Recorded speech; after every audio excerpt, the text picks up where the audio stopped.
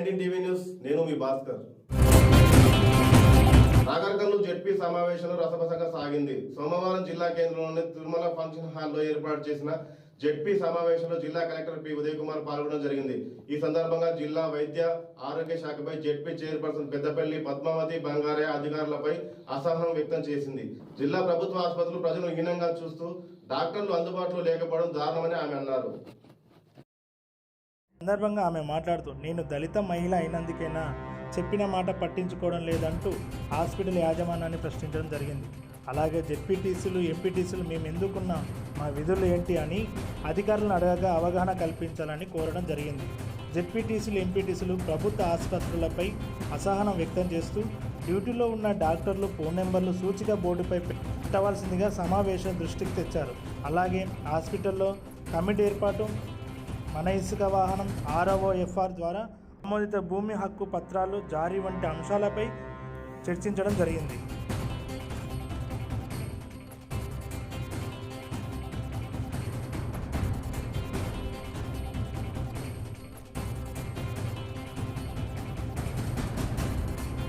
Election code ఉంది కాబట్టి మనము మామూలుగా అధికారులతో మాట్లాడవలసిందిగా కోరుతున్నాను. మొదటిగా జిల్లా పరిషత్ ఏం పని చేయగలుగుతుంది, జిల్లా పరిషత్ సభ్యులుగా మనందరం అధికారులు ఏందనేది విషయం ఎవరికి కూడా తెలియదు సార్. ఇప్పటికి దాదాపు 3 సంవత్సరాలు వస్తుంది.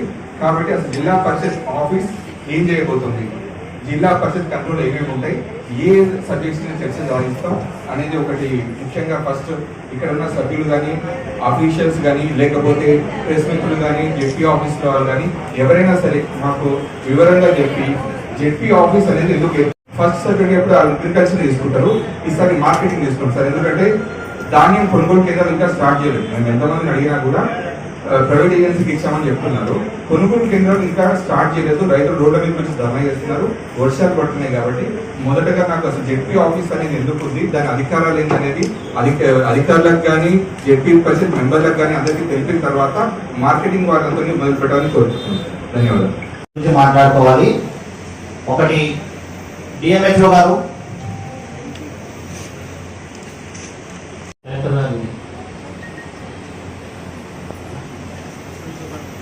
అసిస్టెంట్ సూపరింటెండెంట్ గారు,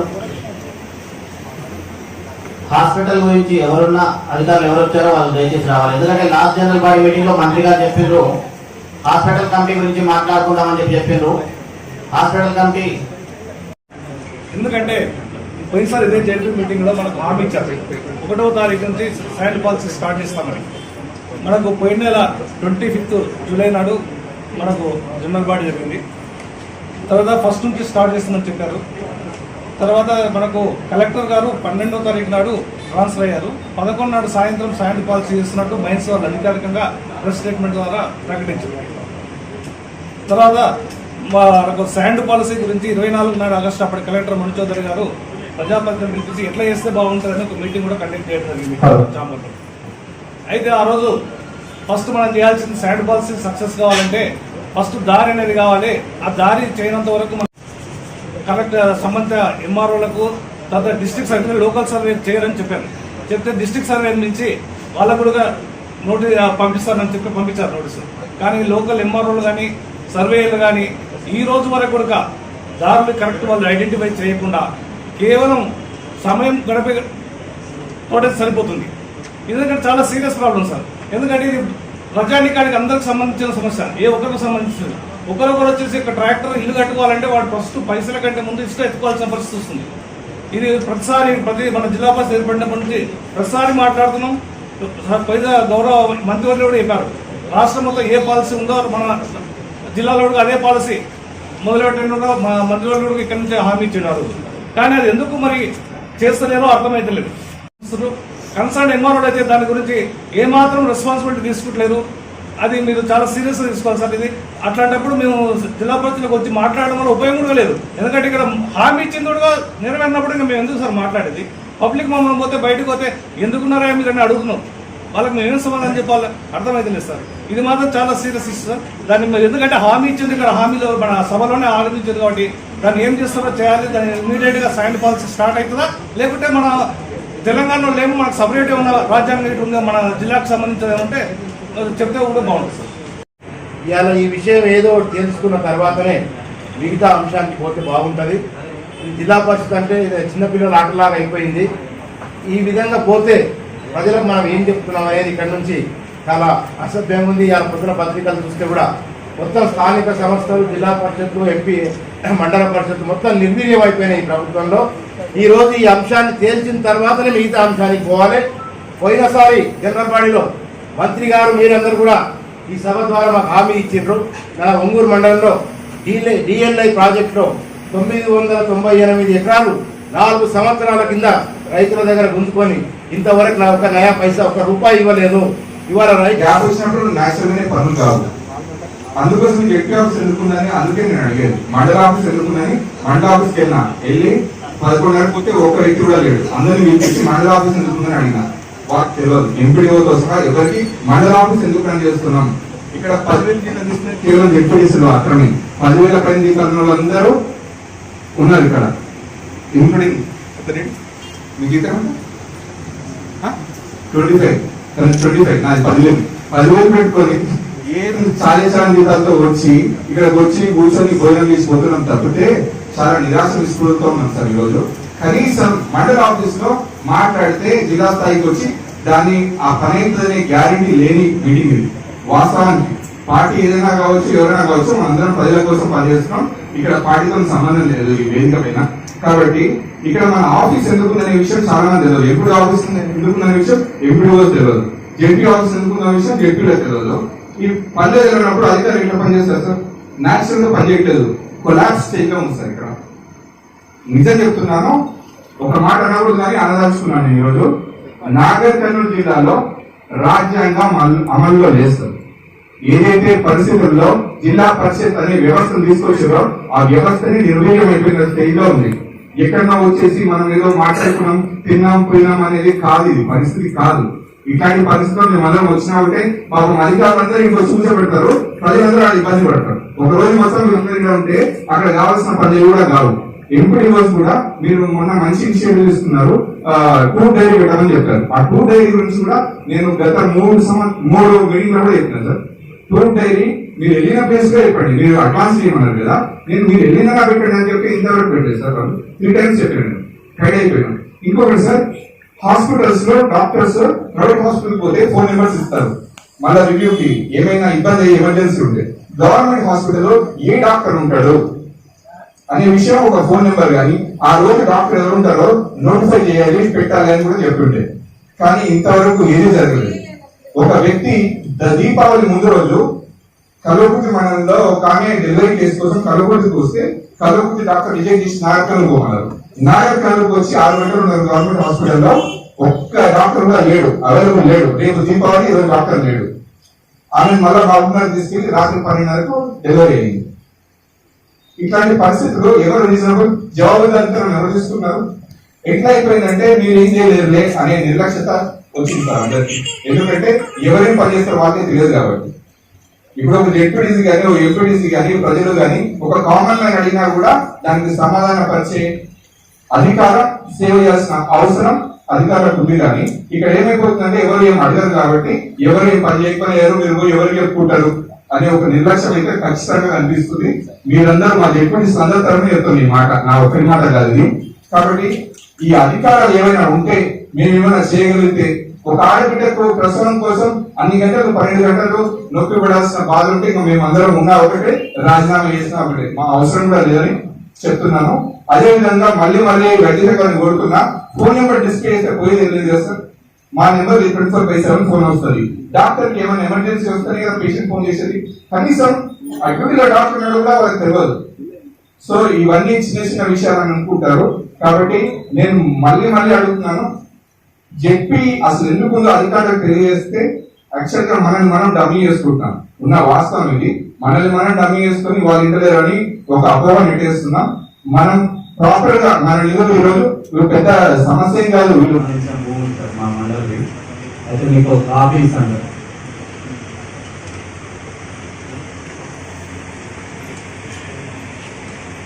సార్. మీకు ఇచ్చిన కాపీలో రైతులు మార్టిగేజ్ చేసుకోవడానికి ధరణి పోర్టల్ వచ్చిన తర్వాత మార్టిగేజ్ ఇస్తలేదు సార్. మామూలుగా కరోనా వచ్చిన తర్వాత ఎక్కడెక్కడ పనిచేసిన వాళ్ళంతా వచ్చి ఊళ్ళోకి ఏదైనా క్రాప్ లోన్ తీసుకోవాలన్నా ఇంకేదైనా మార్టిగేజ్ చేసుకొని పోవాలన్నా కూడా బ్యాంకర్స్ అంటే సొసైటీస్ వాళ్ళు మార్టిగేజ్ తీసుకొని వెండి లోన్ అని ఇస్తుండే సార్. మార్టిగేజ్ అంటే భూమిని పెట్టుకొని ఇస్తుండే. ఇప్పుడు ఆ మార్టిగేజ్ లోన్స్ కూడా ఇస్తలేదు సార్. షెడ్యూల్ ఏరియాస్ మెయిన్గా అచ్చంపేట, బర్నూరు, లింగాలు, ఉమ్మరాబాద్ కూడా ఉంది సార్. ఇప్పుడు మీరు అనుకుంటే యాక్ట్ 1970 నుండి అంటే 1970 అంటారు యాక్ట్. మీరు అనుకుంటే వాళ్ళకు రైతులకు మేలు చేసేదానికి లేదంటారు మార్టిగేజ్ ఇచ్చి చేసుకోవడానికి. హాస్పిటల్ జిల్లా హాస్పిటల్ డెవలప్మెంట్ కమిటీ ఫామ్ చేసినాము. కలెక్టర్ సార్ గారికి అంటే పంపిస్తున్నాము. ఇది అప్రూవల్ ఏంటంటే ఇమీడియట్గా ఇంప్లిమెంట్ చేస్తున్నాము. ఎంత టైం పట్టిందా సార్ ఫామ్ చేయాలి? 3 months పట్టిందా? 3 months. లాస్ట్ టైం 3 months ఒకసారి మీటింగ్ పెడతామండి మేము. 3 months పట్టిందా సార్ పంపడానికి? సార్ అంటే లాస్ట్ శర్మన్ సార్ గారు ఉన్నప్పుడు పంపించాము. ఫైల్ మళ్ళీ క్లాస్ రావడం ఆ టైంలో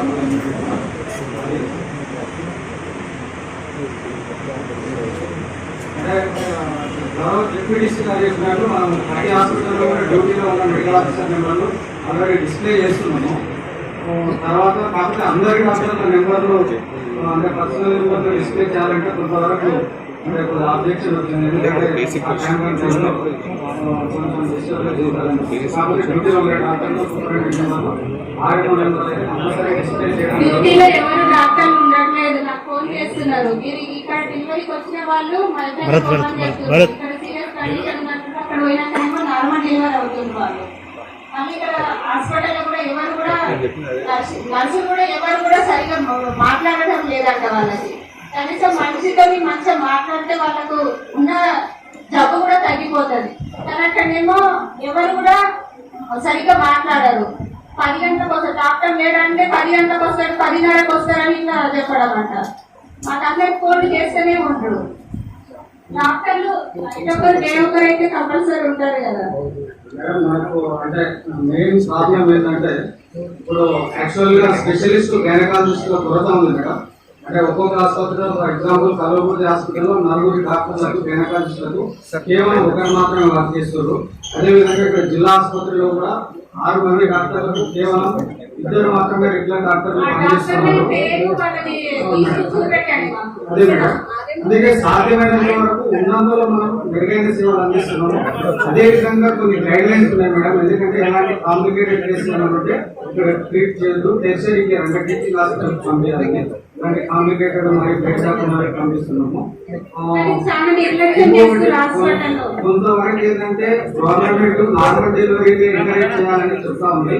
మనం ఎప్పుడైతే నార్మల్ డెలివరీ కొరకు పేషెంట్లను మనం ఎంకరేజ్ చేస్తున్నామో వాళ్ళు కొంతవరకు అంటే మాకు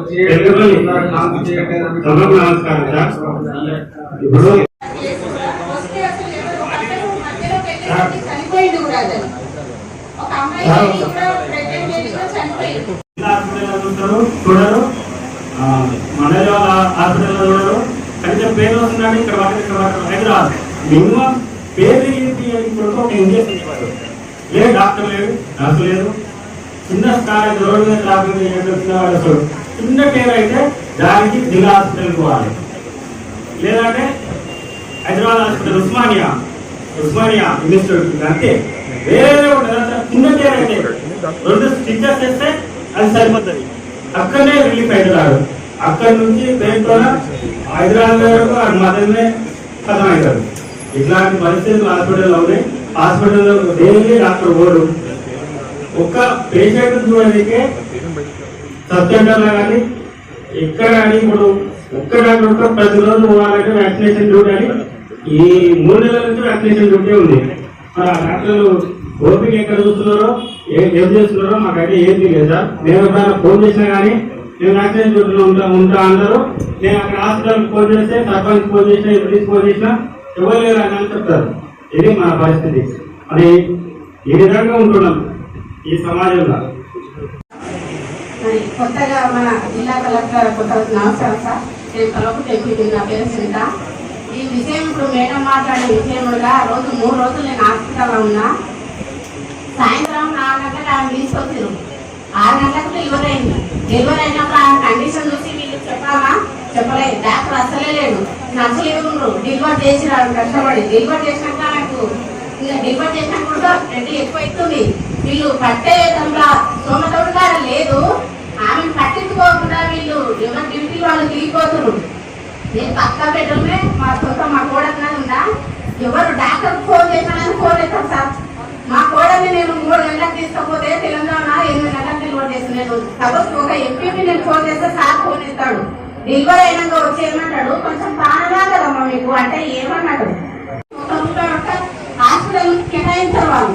మరి హాస్పిటల్ అంత పెద్ద హాస్పిటల్ మా కల్వకుట్టిలోడుగా ఆమె 6 గంటలకు డెలివరీ చేస్తే ఆమె 10 గంటలకు చిల్లు 10 గంటలకు ఆమె అంబులెన్స్ వరకే చచ్చిపోయింది. కొత్తగా పెట్టలేదు. వాళ్ళ భర్త ఎంత బాధపడుతున్నాడో కళ్ళారా చూసాం సార్ మేము. అటువంటి కేసులు కూడా పట్టుకోవద్దు. పట్టుకున్నప్పుడు ఆ కండిషన్ ఏంటనేది తొందరగా చెప్పాలి, వాళ్ళని పంపించాలి. ఆమె పరిస్థితి ఏంటి, అమ్మాయి పుట్టింది, అమ్మాయి పరిస్థితి ఏంటి, ఆమె అసలు వెనక్కి బాధ ఏంటి మనకు చూసేటోళ్ళకి ఎంత బాధాకరం ఉంది. అసలు అటువంటిప్పుడు పట్టుకొని మీరు బాధ్యతగా చూడాలి సార్. దాని మీద మీరు కొత్తగా వచ్చారు, మీరు మీ గురించి చాలా చేసింది, మీరు కొంచెం వాళ్ళ మీద శ్రద్ధ పెట్టాలి. ఏ డాక్టర్ అయినా కానీ ఇప్పుడు నా కల్వకుర్తి మండలంలో 2 పిఎస్ లేదు సార్. ఈ రక్తపేడ పిఎస్ లో నేను మాటల కలర్ వేసినంత వరకు నాకు బిజీ చేయలేదు సార్. 1,50,000 అని నాకు చెప్పిండు, ఇంతవరకు చేయలేదు. డాక్టర్ ఏమంటారు, అదే ఒక డాక్టర్ లేకుండా మాట్లాడు సార్. ఆయన ఒక రవీంద్రం చేశారు నా మీద.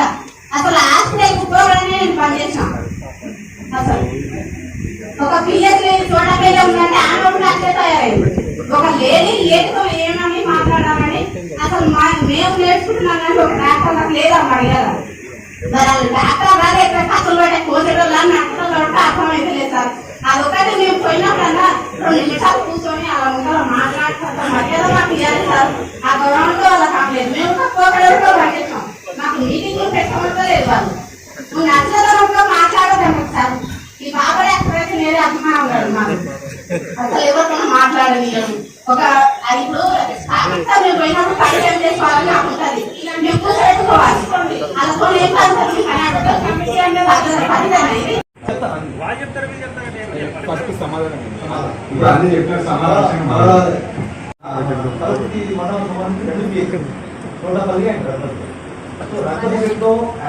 అది టెండర్ అలా ప్రాసెస్ కాకుండా గౌరవ వీళ్ళకి అధ్యక్షన చేయించారు.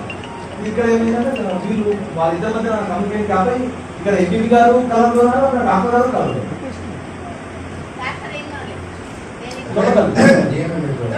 మాకు ఫస్ట్ ఏం చెప్పిందంటే 2 పిఎస్లకు నీవే వేసుకో, 1,50,000, 3 లక్షలు మీరు కూడా చేసి ఏమైనా కాంటాక్ట్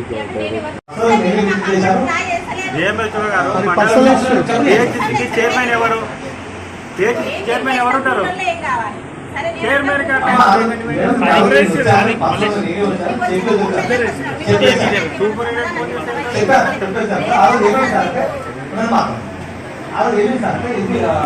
జెడ్పీసీ గారు ఎక్కడ ఉన్నారు?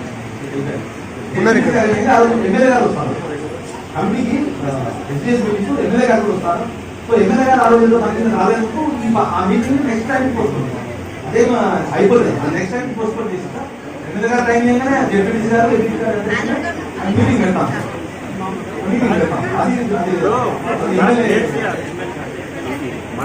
డాక్టర్ ఎందుకు రెస్పాండ్ అవుతలేడు? అసలు ఒక అంబులెన్స్ ఉంటుంది సార్, రిఫర్ చేస్తారు, వాడు ఎక్కడో దింపేస్తాడు హైదరాబాద్ లో, ఏదో ప్రైవేట్ హాస్పిటల్ దింపి వెళ్ళిపోతాడు. వీళ్ళకి సంబంధం లేదు, వాళ్ళకి వాడు అంత దూరం ఏదో హాస్పిటల్ దింపేసి వెళ్ళిపోతాడు వాడు అటు నుంచి అటు. అసలు మన జిల్లాలో ఎన్ని అంబులెన్సెస్ ఉన్నాయి? ఒక్క 2 నిమిషాలు సైలెంట్ చూడండి అందరూ. నేను మాత్రమే చేయాలి. అంబులెన్స్ సంబంధించిన డిస్ట్రిక్ట్ కోఆర్డినేటర్ హాస్పిటల్ కి నేను వస్తా సార్. ఒక నేను లేమ్యాన్ ని కోఆర్డినేటర్ పిలుస్తాను. ఎవరు కోఆర్డినేటర్? ఇప్పుడు ఫ్రమ్ బేసిక్ 1 నుంచి బేస్ నుంచి సైడ్ ట్రాక్ లో ఉంది సిస్టమ్. దీన్ని సెట్ చేయాల్సిన అయితే కలెక్టర్ గారు ఇప్పుడు నిన్నమని చేసే పనులు నేను గమనిస్తున్నాను. చాలా అంటే ఇన్ని రోజులు సైడ్ ట్రాక్ పడినవి వస్తున్నాయి. ఆరోగ్య శాఖ కూడా సైడ్ ట్రాక్ లోనే ఉంది. మనకు ఏంటంటే మన విధులు మనకు తెలియనప్పుడు ఎట్లా పర్ఫార్మ్ చేస్తాం సార్. మన విధులే మనకు తెలియదు ప్రాపర్లీ. ఇక పర్ఫార్మెన్స్ సంగతి దేవుడికి తెలుగు. సో విలువ తెలుసుకోవాలి ఫస్ట్. అసలు మనం ఎందుకున్నాం, ఏం చేస్తాం, అవి తెలుసుకుంటే పక్కన వాళ్ళకి చెప్పేస్తారు. ఇప్పుడు నేను ధాన్యం కొనుగోలు కేంద్రం నుంచి దాదాపు 10 రోజుల నుంచి అడుగుతున్నా, ఏ ఒక్క అధికారి కూడా ప్రాపర్ గా రెస్పాండ్ అవుతలేడు. ఎందుకంటే వాళ్ళకి తెలియదు ఏం పని చేస్తాం అనే విషయం తెలియనప్పుడు మనం అవుట్కమ్ ఎక్స్పెక్ట్ చేయడమే తప్పు అవుతుంది. ఇప్పుడు ఇక్కడ కలగుల్లో డెలివరీ అన్న నార్మల్కి వస్తారు పెద్ద హాస్పిటల్ అని, ఇక్కడ ఎవరు పట్టించుకోకపోతే వాటి ప్రైవేట్ హాస్పిటల్, అదే డబ్బులు ఉంటే వాటి గవర్నమెంట్ హాస్పిటల్కి వెళ్తారు.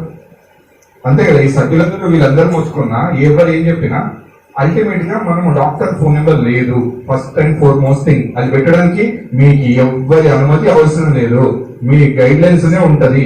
మీకు అసలు హాస్పిటల్ కమిటీ పేర్లే లేవు, వాళ్ళ ఫోన్ నెంబర్లే లేవు, ఏవి లేవు. ఏమన్నంటే అందరూ బయటనే ఉంటారు, అందరూ బిజీగానే ఉంటారు. సార్ అది యాక్చువల్గా ఇక్కడ గైనకాలజిస్టులు అంటే జిల్లా హాస్పిటల్ ఏర్పడ్డాక 6 మంది గైనకాలజిస్టుల కూడా 2 నడిపిస్తున్నాం సార్. ఒక గైనకాలజిస్ట్ ఒక 24 hours పని చేయగలదు కానీ అంటే 1 week కంప్లీట్ గా పని చేయలేదు. వాళ్ళతోనే అంటే వాళ్ళని అబ్జర్వేషన్ అంటే పాజిటివ్ పెట్టుకొని నర్సులు డెలివరీ చేసుకుంటూ రన్ చేస్తున్నారు. మెడికల్ కాలేజ్ అయింది కాబట్టి వెరీ షార్ట్ మనకు ప్రొఫెసర్స్ వస్తారు కాబట్టి ఈ సమస్య పెద్దగా ఉండదు సార్. ఇప్పుడు మీరు కొత్తగా పిలిచినారు, ఇంటర్వ్యూ చేసినారు, నోటిఫికేషన్ వేసి ఇంటర్వ్యూకి పిలిచినారు కదా. మీరు డాక్టర్స్ కోసం ఇంటర్వ్యూ పిలిచినారు. మీ దగ్గర డైనకాలజిస్ట్ లేదు, ఏ డిపార్ట్మెంట్ పంపారు మీరు పైన స్థాయికి? ప్రతి నెలలో మీకు లాస్ట్ టైం కూడా మేము క్లియర్ గా చెప్పినాం, మీతో కాదు మీరు పంపితే గౌరవనీయులైన ఎమ్మెల్యేలకు కానీ ఎంపీలకు కానీ ఒక లెటర్ పెట్టి కలెక్టర్ గారి త్రూ పంపిస్తే ఛానల్ అవుతుంది. మీతో కాదని కూడా లాస్ట్ టైం చెప్పినాను మేము. సీమాంలో గైనకాలజిస్ట్ కావాలని చెప్పేసి వాళ్ళకు ఉన్న ₹1,00,000 కూడా పెంచి 1,50,000 ఇస్తామన్నా ఎవరు గైనకాలజిస్ట్ వస్తారు? నేను అనేది మీరు సైడ్ ట్రాక్ చేస్తున్నారు. మళ్ళా నేను అనేది మీరు నోటిఫికేషన్ ఇక్కడ జిల్లా పరిషత్ నుంచి ఓ తీర్మానం చేసుకొని ఇంతమంది కావాలని డిపార్ట్మెంట్ నుంచి రైట్ ఛానల్లో కలెక్టర్ గారి నుంచి మీరు గవర్నమెంట్ కి ఏమైనా పెట్టినారా? మీ డిఎంఈ కాకుండా ఎప్పుడు పెట్టినారు? దాదాపు 6 అంటే జిల్లా ఏర్పడ్డప్పటి నుంచి మాకు కావాల్సిన గైనకాలజిస్ట్ లేదు కాబట్టి ఎవ్రీ 6 months ఒకసారి నోటిఫికేషన్ ఇస్తూనే ఉన్నాం మరి గైనకాలజిస్ట్ కావాలి అని. మరి రాకపోతే వాకింగ్ ఇంటర్వ్యూ పెట్టాం సార్. వాకింగ్ ఇంటర్వ్యూ వాళ్ళకి నెక్స్ట్ నోటిఫికేషన్ కూడా అవసరం లేదు. ఎనీ టైం ఎనీ గైనకాలజిస్ట్ వస్తే డైరెక్ట్ కలెక్టర్ గారు పర్మిషన్ తీసుకొని. ఇప్పుడు ఎంతమంది గైనకాలజిస్ట్ ఉన్నారు మీ దగ్గర? సరే మీరు 1 ఇద్దరు గైనకాలజిస్ట్ ఉన్నారు. ఇప్పుడు సెక్స్ అంటే అన్ని మాట్లాడుకొని తల ఒప్పి చదివి అనున్నది చదివేసి వెళ్ళిపోయి సమస్య సాల్వ్ కాకపోతే అది చర్చ కాదు, అది మీటింగ్ కాదు, అది ఏది కాదు. పుట్టినే వచ్చినాం పోయినాం అయిపోయింది అంటే నడవదు. పని కావాలి. కామన్ మ్యాన్ ప్రజలు ఇబ్బంది పడకూడదు. మన నమ్మకం ఓటేసిన వాడికి అరే వీడికి ఓటేసినందుకు వీడు పని చేపిస్తున్నాడు అనే ఆలోచన కలగాల. పుట్టినే వచ్చినాం చర్చ పెట్టినాం అయిపోయింది వెళ్ళిపోయినాం ఇంటికి పోయినాం అనేది పరిస్థితి ఉండకూడదు. మీరైనా సరే మనం జీతం తీసుకుంటుంది ప్రజల ద్వారా, దానికి తగ్గట్టు ఉన్నంతలో సరే గైనకాలజిస్ట్ లేరు, లేకపోయినప్పుడు ప్రాపర్ గా ఇంటిమేట్ చేయొచ్చు కదా. ఇక్కడ లేడని పంపించవచ్చు కదా. 6 గంటల ఎందుకు పెట్టుకోవడం? ఇప్పుడు కల్వకుర్తిలో 2 గంటలు వెయిట్ చేశారు, ఇక్కడ 6 గంటలు వెయిట్ చేశారు. ఆ లోపల ఏమైనా డాక్టర్ లేనప్పుడు పంపించచ్చు కదా. ఒక్కసారి అంటే డెలివరీ అనేది నార్మల్ ప్రాసెస్ సార్. ఒక్కొక్కసారి వెరీ నార్మల్ అయితే కాంప్లికేట్ అవుతుంది సార్. దాన్ని ఎవరు ఈ భూమి మీద ఎవరు అతిథులు కాదు. ఎందుకంటే రాంగనే ఎందుకు పంపించలేదంటే రాంగనే పంపిస్తే నార్మల్ అవుతుంది. నార్మల్ అవుతుంది, కాంప్లికేట్ అవుతుంది అని మన చేతుల్లో ఉన్నది సార్. అది వాస్తవమే. చెప్పారు, అప్డేట్ ఇయ్యారు. సబ్జెక్ట్ డాక్టర్లు వచ్చారు. మండల పరిషత్తులో ఎంపీలు గారు చైర్మన్ ఉంటారు. మీరు ఎవరికైనా చెప్పిరా ఎంతమంది వచ్చారు? మన జిల్లాకి ఎంతమంది డాక్టర్లు వచ్చారు? ఎంతమంది నియమించారు? మండలానికి ఎంతమంది వచ్చారు? ఎవరికి ఇప్పుడు మేము అడిగినప్పుడు ఈ ప్రాసెస్ అయిపోయింది. మండల పరిషత్లో చెప్పాలి కదా. మీ దగ్గర ఉన్న పోస్ట్ డాక్టర్ దశరథ్ పెద్ద మంత్రులు ఎమ్మెల్యే గారు చెప్తేనే వేసాం. ఎమ్మెల్యే గారు రికమెండ్ చేస్తేనే సార్ నేను తీసుకున్నాను.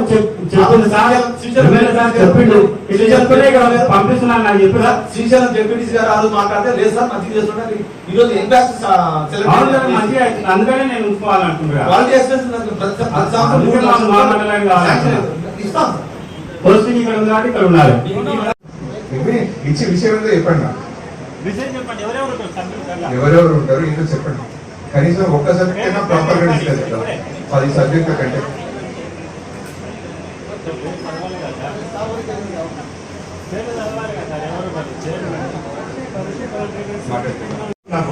దీని విషయంలో ఎందుకు ఫెయిల్ అవుతున్నారు? లాస్ట్ నేను 4 జనరల్ బాడీస్ అబ్జర్వ్ చేస్తున్నాను. మీ మీద చాలా ఇదవుతుంది. మీ మీద ఏదైనా విషయం ఉందా? నిజం చెప్పండి. చెప్పండి, మాకు గాలి ఇబ్బంది ఉంది, ఎందుకు మీ మీద పెట్టుకుంటారని. ఎంపీటీసీలో ఒక ముగ్గురు ఎట్లా ఏం లేదా? ఎవరెవరు కమిటీ మెంబర్స్ చెప్పండి. అంటే పేర్లు కాదు నేను అడిగింది, అంటే ఎవరెవరు ఉంటారు ఈ కమిటీలో?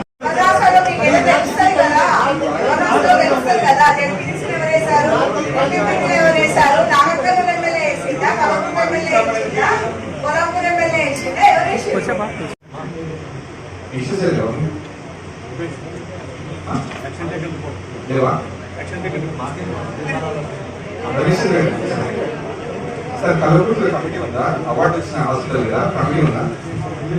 మీటింగ్ ఎప్పుడు పెట్టారు?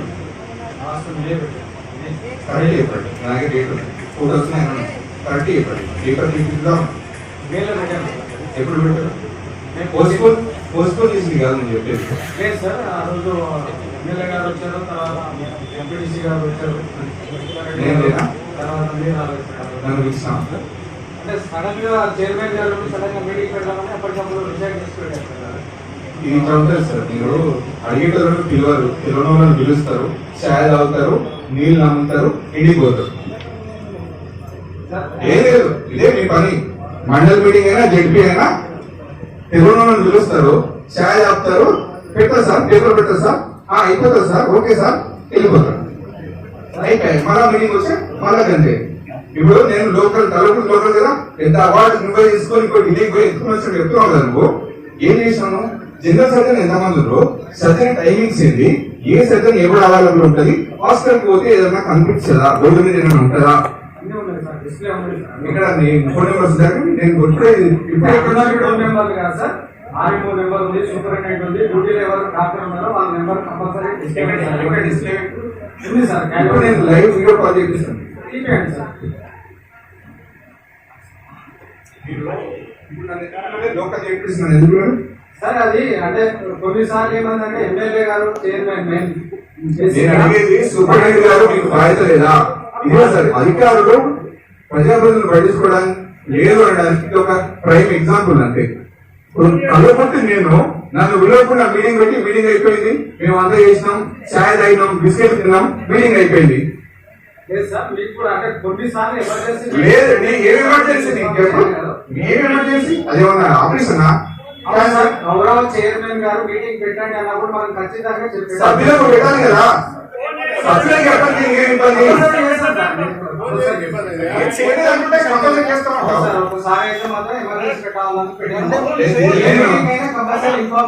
వాడికి ఏం అవసరం అడిగి పిలిచి అవమానపరచదు. ధన్యవాదాలు.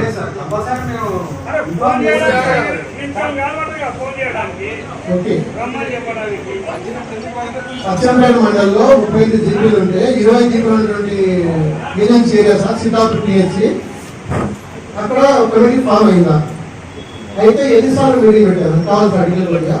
అచ్చంపేట మండలంలో Siddapur THC sir, Siddapur agency area complete గా అందులో కమిటీ ఫామ్ చేసిరా, చేస్తే ఎన్నిసార్లు మీటింగ్ పెట్టారు కావాలి సార్. నేను డిప్యూటీ సీఎం అన్నారు దానికి సార్ ఇప్పుడు సింగిల్ మీటింగ్ ఇక్కడ చేయలేదు సార్. సింగిల్ మీటింగ్ ఏం వస్తుంది సార్ డిపార్ట్మెంట్? మీటింగ్ పెట్టి ఏదో సమస్య మీటింగ్ పెట్టదు. ఇక అది individual area complete agency area sir. అది అంతా నిర్లక్ష్యం ఏంటి? ఇది 3వ సార్ అడిగాము సార్. లాస్ట్ టైం అడిగాము, అంతకుముందు అడిగాము. దీనికి ఎవరు సమాధానం చెప్పాలి?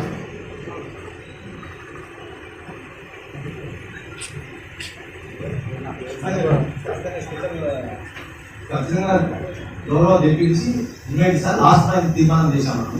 డిప్యూటీ గారు మాత్రమే అధ్యక్షుడు. ఓకే, జెడ్పీటీసీ లాస్ట్ సమావేశంలో తీర్మానం లేదు. ప్రత్యేక ఆహ్వానితులుగా మీరు అది కమిటీలో మెంబర్ లేవు కాబట్టి పట్టించుకోవట్లేదు. ఎందుకంటే నేను కష్టమైన నాకు ఇంట్రాక్షన్ చేస్తుందో నాకు తెలియదు. మీరు పట్టించుకోవట్లేదు. ఎందుకంటే మీరు ఒక దళిత మహిళలను మీరు ఇంత నిర్లక్ష్యం చేస్తుందో నాకు తెలియదు. కూడా మీరు పట్టించుకోవట్లేదు. ఎందుకంటే మీరు ఒక దళిత మహిళలను మీరు ఇంత నిర్లక్ష్యం చేస్తుందో నాకు తెలియదు. అసలు కాదు మేడం, మనము ఏం చేస్తాం, ఎస్పీతో పాస్ అంటారు. మనం 12, 10, 9, 10 మీటింగ్ అన్నారు. అంటే ఒక మీటింగ్ చెప్పిండ్రు, 10కి మీటింగ్ అన్నారు. లేదు 12కి అన్నారు. 12కి వెళ్ళి 2కి అన్నారు. 2కి వెళ్ళి 4:30కు మీటింగ్ చెప్తున్నారు. అక్కడ ఎవరు చెప్తున్నారు మీటింగ్ 4:30కు? వాళ్ళ ఇష్టపడా